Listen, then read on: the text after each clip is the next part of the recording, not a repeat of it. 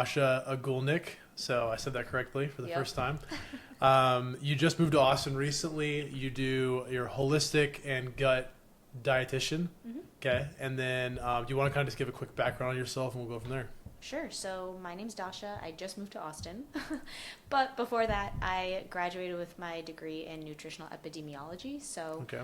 basically studying how diet affects disease. Mm. And over that course of time, I became super fascinated in optimizing gut health and hormones to really create the most fit human being. And Okay. when you think about that from a scientific perspective, it actually doesn't have to do with what you look like. It has to do with how long you can live and how many times you can replicate, right? That's what creates a successful human being. Or As in like have successful- kids replicate? Yeah. Okay, I wasn't sure. Yeah. Okay. So, because that will produce enough of your genetic offspring to then go on and make more of your genetics, Okay. right? So that's what makes the most fit human being. So when you have to think of that, you really have to look at gut health and hormones. Mm. And so that's why I became really, really fascinated in understanding how we eat and how we exercise and how we live our lives.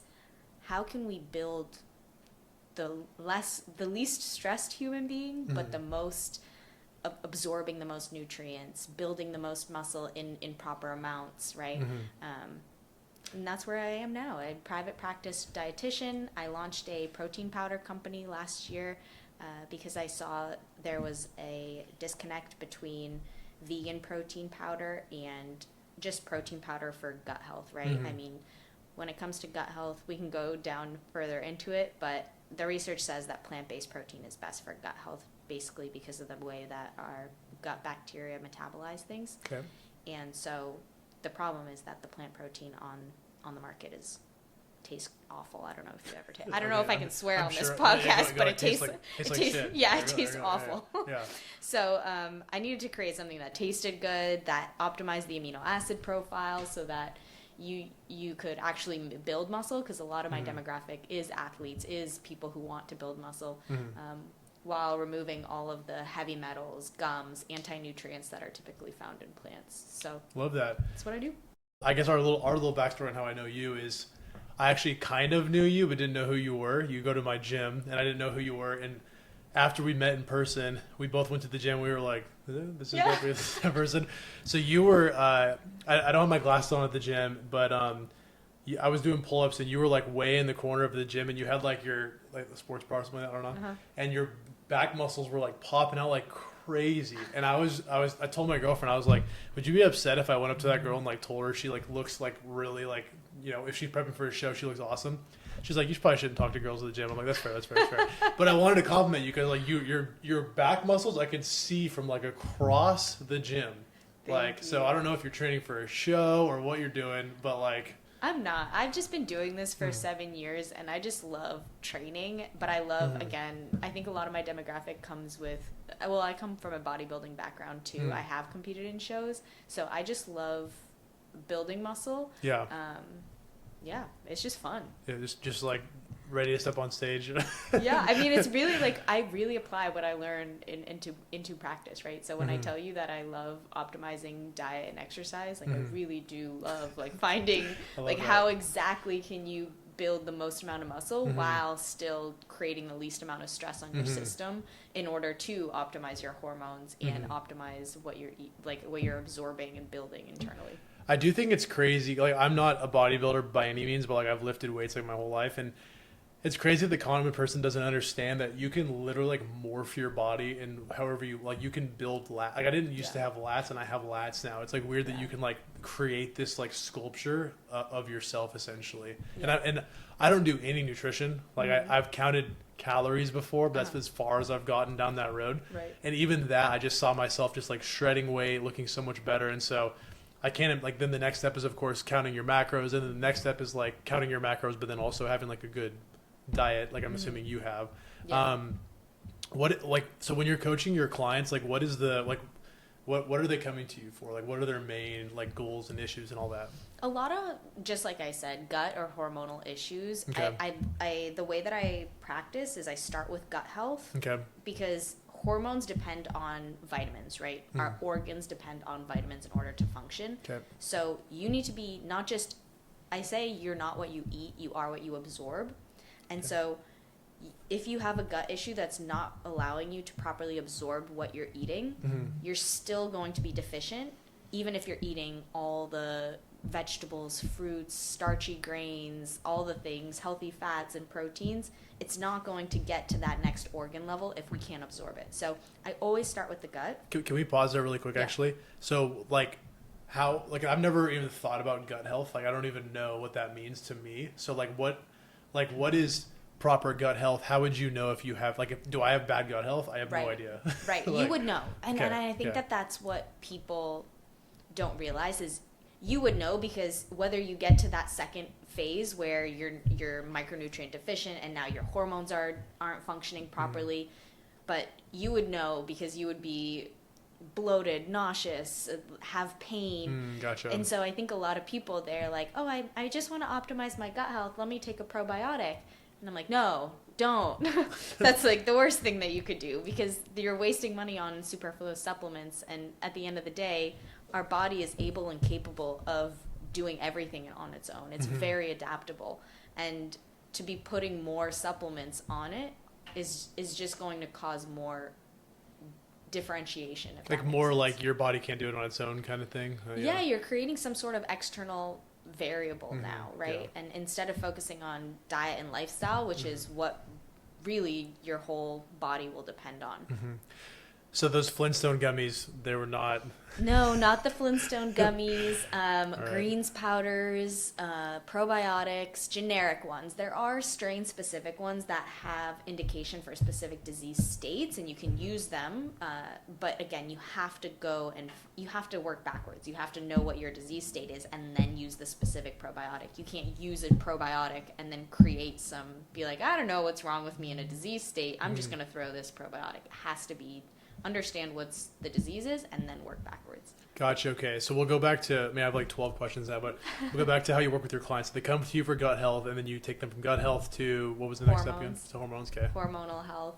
So when you ask me what a lot of people come to me with, they probably have hormonal dysfunction, right? When we have inflammation in the system, when we have inflammation in the gut, inflammation really at the end of the day drives all of our problems. It drives chronic disease. It drives poor methylation pathways, which means that we're not. I don't know what that means. Yeah, we're not replicating our DNA properly, and it might mutate and cause shifts in our epigenetics, which is even further down, right? Just losing you each time you keep talking. Okay. I try and plug in a couple of these things because I'm assuming some people may be in the fitness industry. Oh, they're going to check you, so you're like, yeah. You know, well, they're like, who is this, right? Yeah. And so some of it, hopefully, some people are picking up, but.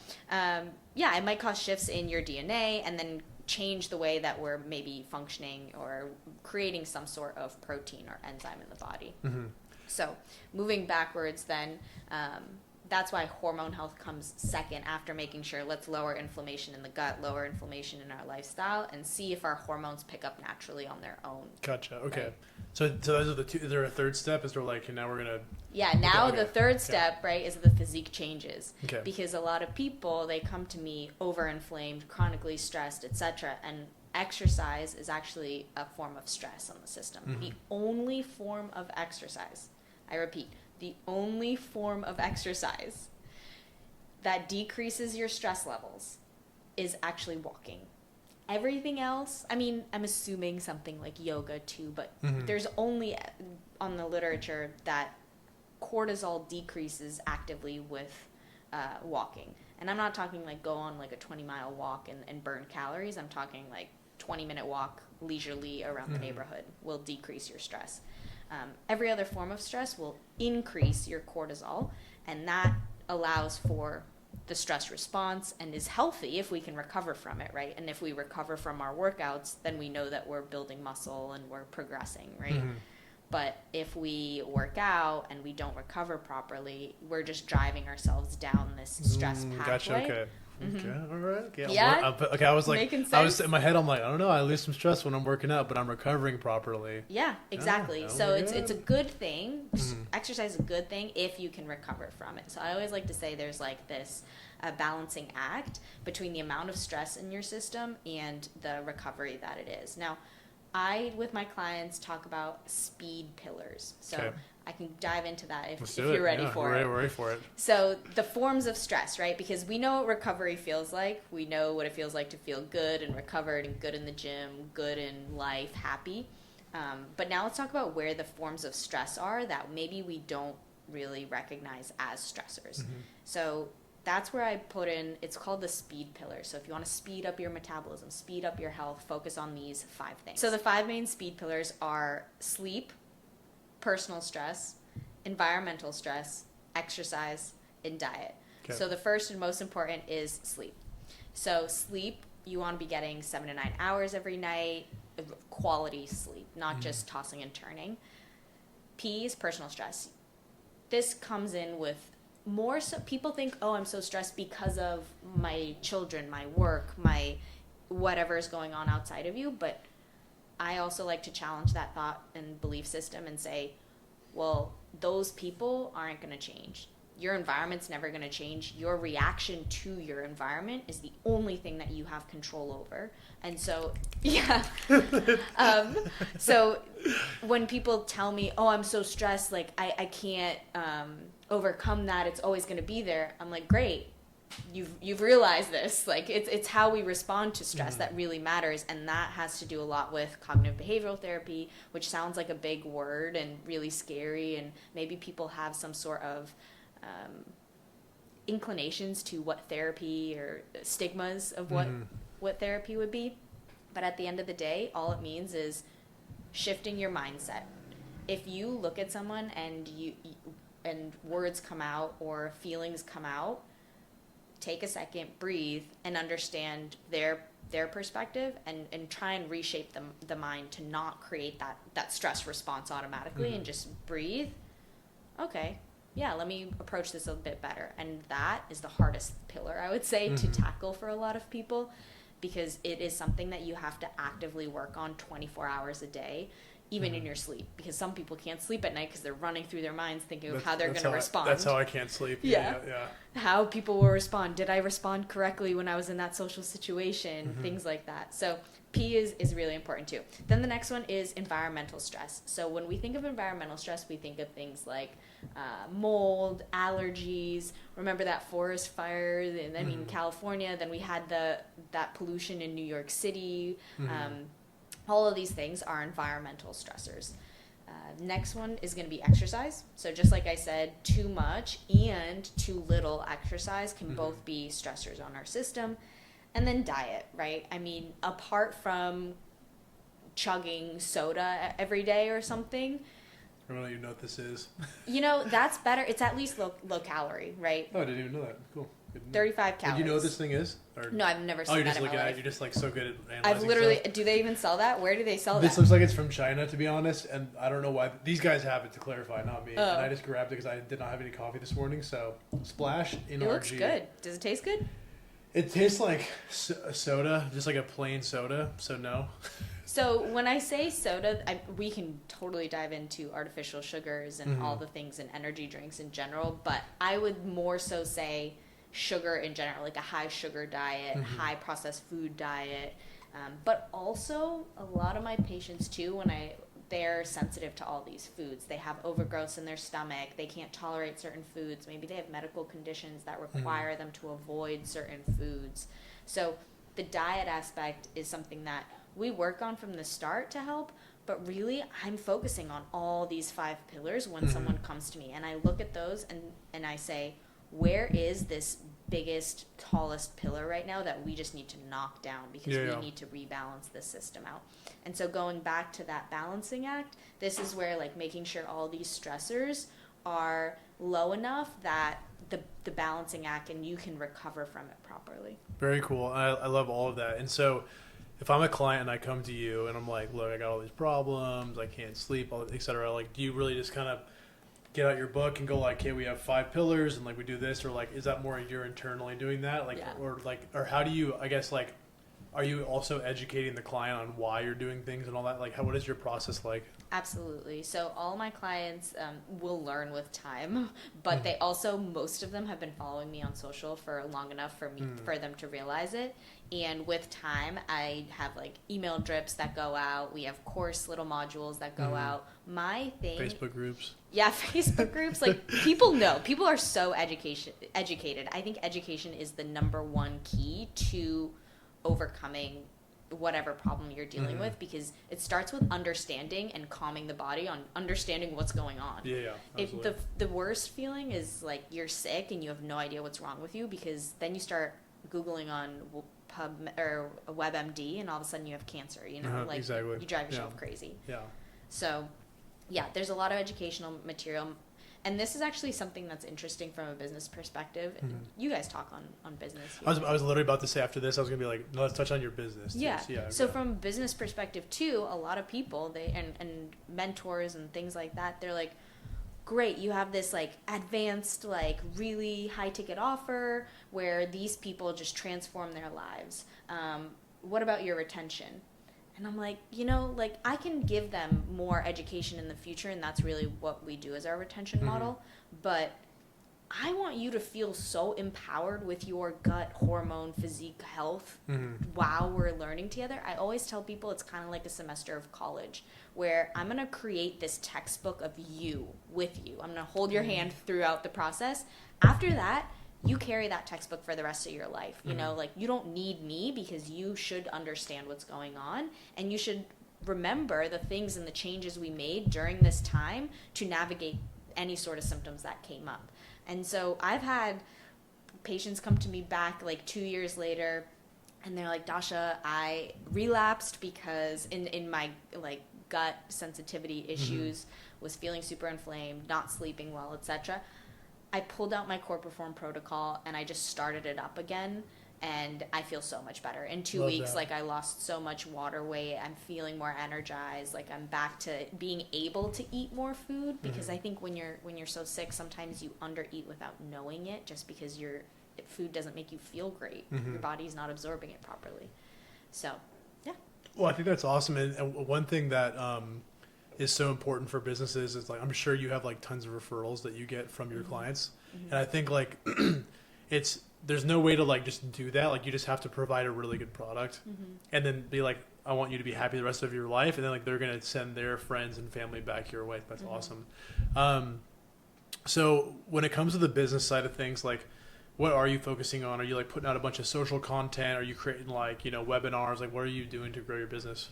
Yeah. So the vision of CorePerform, I actually haven't told anyone publicly this other than my team. So although we hear that a lot on my podcast, and I'm like, is this the first time you've told it? Okay. Yeah, okay, it really is. Bam, breaking news. Seriously, breaking news. I mean, well, you're an entrepreneur, so you understand this, but in this world as an entrepreneur, you're constantly pivoting. You constantly have to have this vision of the company that shouldn't change too much within the next 5 to 10 years, right? There's that stability, but in terms of like offering services, systems that you go about things and how you get there, those things might shift, right? So right now, I would say that our CorePerform business in the next 5 to 10 years is going through a model where we focus on courses, coaching, and supplements.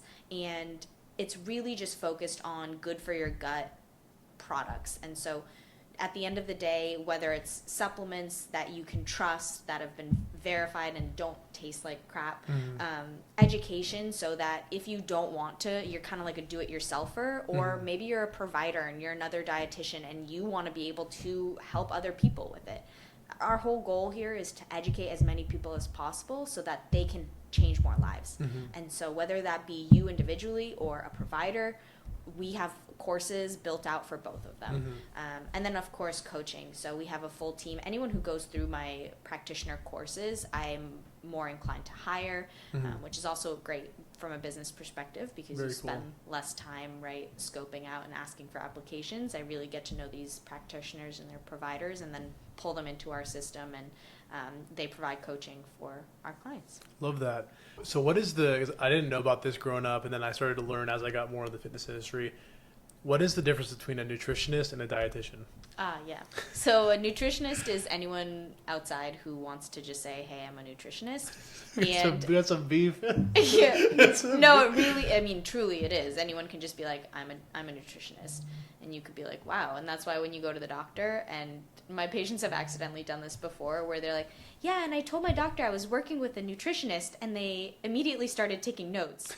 And I was like, yeah, you don't want to tell them that, because they're going to assume it's a personal trainer at a gym telling you to, you know, stop eating bread or something like that, which honestly, some doctors, they don't know either. Doctors get one course in nutrition in school, maybe. And so they're not qualified to give nutrition advice. That's why a registered dietitian in a hospital is a completely separate role that's integrated into that team, right? A doctor isn't a social worker, but a social worker is on the team. Dietitian, same thing. So sometimes people go in, and I have patients all the time tell me that their doctor made them cry because they didn't like properly understand what was going on and told them to do something crazy. So a registered dietitian is someone who's gone through. Now the requirements are you get your undergrad, your master's, and you complete 1,200 hours of an internship, and then you sit for boards. So it should take you 12, 14, 15 years of schooling, and then plus you have to pass. I'm assuming that's including the high school years. Yeah, okay. the 12. I was like, wait a minute. I was like, yeah. Okay, 12 gotcha. years of everything that we have all gone through, most, and then the 4 years of college. Wait, 12 is including the college, right? Well, no, Yeah. 12, then 4, so 16. 4, so then plus 2. Yeah, so 18. 18 Plus- plus one more. Yeah. So what, 19-ish? 19, man. My grind. Yeah, good thing I don't do math. There we go. Hey, there we go. Yeah, we're dietitian, not mathematician. There we go. There we go. Again, out of my scope of practice. Yeah, I'm not a doctor. I'm not Yeah. doing math. Okay. Yeah, but that's something also I really preach to a lot of my clients, because a lot of them, you can tell, probably come to me for like therapy, right? And I always say, like, no, we're going to refer out for therapy. We're going to refer out for physical therapy. I'm a dietitian. I do have my personal training kind of degree. What is it called? Even? Your cert? Yeah, like whatever the cert is. Yeah. I think I stopped paying for it because there's no use for it in my life. But I always refer out, because I think it's so important to stay within your scope. And as an entrepreneur, you probably know this, where it's like, we have so many hats that we wear, where it's like, sometimes you're like borderline a lawyer, and then you like, but at some point you kind of realize that you need to delegate, and you need to hire someone who's 100%. like, hire the lawyer, hire the formula creator, or hire whoever it is. And similarly, I think in my practice, I do the same. I'm the worst at that too. Like, I just hired another graphic designer because I found myself like doing graphic design work, and I was like, I am our CEO. I'm not our freaking graphic designer. Literally. Like, I need to stop doing. But I love design. I'm not that good at it, but I love doing it. And so, but with referrals though, that's a huge way to. Well, we have two types of referrals: referrals from your clients, but then referral network, where you're referring to therapists, to personal trainers, etc. Twofold question. We'll start with the first one. Do you get referrals back? Do you have like X, Y, and Z? These are my 3 people I refer to, or do you have like kind of a network of people too? It depends. Certain people know certain things, just like certain doctors know certain things. So you wouldn't necessarily refer to a cardiologist for a gastroenterology problem. So similarly, dietitians work the same. So we can have renal dietitians, we can have cardiovascular dietitians, we can have cancer dietitians, oncology dietitians. So those kinds of referrals are absolutely necessary, I think, too, within our own field. But on top of that, I would say it just depends on the patient and what they're going through. But I do have a set like hormone clinic that I would refer out to, that what's most important to me is that they practice the same way that I do, because it's very much in the middle between Eastern and Western medicine, and I need them to be on that same board. And like, when I talk to them and I have a discussion with them about a patient, we both agree on the way to proceed forward, if that makes sense, versus we're fighting each other like, oh, I would do this, and I would be like, that's not really how I would go about it. But so yeah, so I have some people that are like that I practice with. But in terms of referrals back, I mean, do you want our business model around that? Yeah, let's do it. Yeah. So a lot of people don't know, but you actually cannot give people money for referrals as a doctor to a dietitian or dietitian to a doctor, because you can imagine how sketchy and scary that would get if someone was like, some doctor was pushing people to this area because they were getting monetary compensation, right? Like that's ethically just starts getting really wild. So I don't take any sort of money affiliation. We don't have anything like that set up in our systems. However, what I do say is I offer people like a free month of coaching for people who refer back to us. Cool. Yeah, love that. within our clients, so they just get more help, and we provide longer services. And then the other thing too that I was gonna say was for the education and for the supplements, we of course have affiliate programs set up. So if you are a provider and you take a course, you can absolutely get referral, like affiliate monetary compensation. And then for the protein, anyone can sign up as an affiliate. We also have like a core crew, which is our athlete program. So there's like a gamified kind of system for that, where they compete against each other every month for posting and stuff like that. Yeah. Love that. And then at what point do you, like, you have, I'm sure, like a trainer that you refer to, and then like you have your other types of dietitians. At what point do you just go, okay, now we're going to be a team, we're going to all, like, we're all CorePerform, or like, are you always going to refer out? Like, at what point do you kind of like bring people internally and make them a bigger team with you? I don't think it's necessary, because most of those things are things that I would say, because we are mainly telehealth and just all virtual, I will say that most of these people, I say, find someone in Connecticut in your town to get a myofascial like release massage, and find someone who specializes in your area. So for us to bring them all on board, would make sense. Gotcha. Okay, very cool. Let's get to the protein powder. So I've tried both of them. Well, I'm sure there's more than two, but I tried. What did you give me? What flavors? The one was a banana one, I think? Maple banana bread and a syrup one. Yeah, was a syrupy one? That was the maple banana bread. Okay, gotcha. Both really good. Yay. I'm glad you liked it. It was really good. So, yeah, it was great. Don't remember what it's called, though, because it was just in a bag. Was just in a bag, so I was like, Oh, you mean the flavor? I got the OG, like, from the source one. Yeah, that one we actually sold out of. The Maple see-through banana. bags, or the my Ziploc bags that I got in my kitchen. Yeah. No, I still have some of those. Sold out. Yeah. Nice. No, the actual like flavor of maple banana bread, we only have the 10 serving bags left, and that was actually a strategy. If we want to talk business about the supplement, okay. Yeah. The reason being is because that was a unique flavoring profile that I had created and bought the entire flavor system for, and so when you create supplement, protein powders, whatever, you buy the ingredients and the profiles separately, right? So for me, I had this like chunk of flavor profile, and I didn't want to have them renew that and have to dedicate another like however many couple thousand, like basically dedicate 2 more years of selling that flavor. So I kind of switched strategies a little bit, and I just want to keep pushing out new flavors that people can like love, and at the end of it, if people keep asking for things back, then I'll definitely make it again. But I think it's more fun just have a new flavor each time. Having a new flavor, yeah.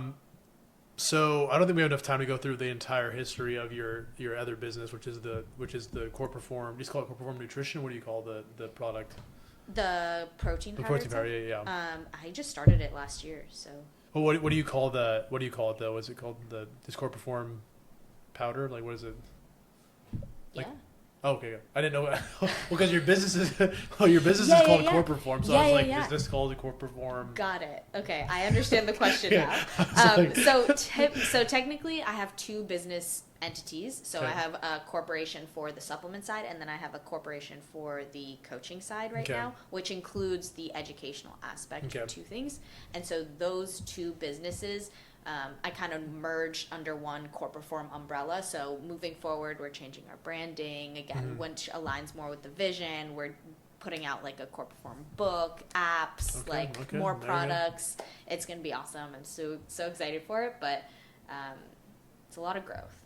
So how did this journey start though with CorePerform? Like, so you, as far as the protein powders go, so like, you're just like, we need to have a better version of this, and then you hire someone to like create the flavor profile and all that. Well, this like, is the beauty of Yeah. what I'm doing from an entrepreneur's investment perspective, right? So when you think about a scalable business, you think about what? Oh, you asked me a general Yeah. question. Sorry.